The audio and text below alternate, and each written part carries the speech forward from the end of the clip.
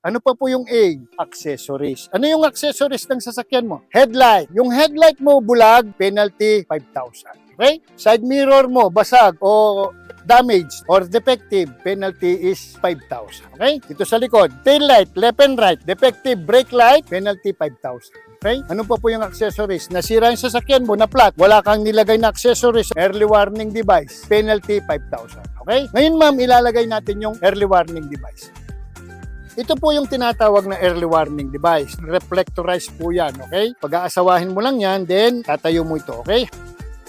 Pag halimbawa na breakdown yung sasakyan mo na flat at nasa one-way road ka. So ang paglalagay nito, magbuhat po dito sa likuran ng sasakyan mo, bibilang ka ng 4 meters or 12 feet.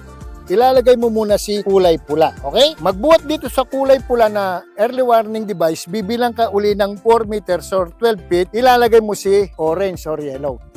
Ganyan po ang paglalagay niyan, okay? For example, na-flat yung sasakyan mo. Dito ka nagtatrabaho, nagkakalas ng gulong. Yung isang orange, itatapat mo sa'yo para yung mga sasakyan na galing sa likuran mo, hindi kanila mahagip. Pag halimbawa naman, nasira yung sasakyan mo, two-way road. Yung sa likod, kulay pula. Yung isa naman po, sa harap, ilalagay mo yung orange. Winawarningan mo niyan yung mga kasalubong mo na sasakyan. Ganun po yung paglalagay ng early warning device, okay?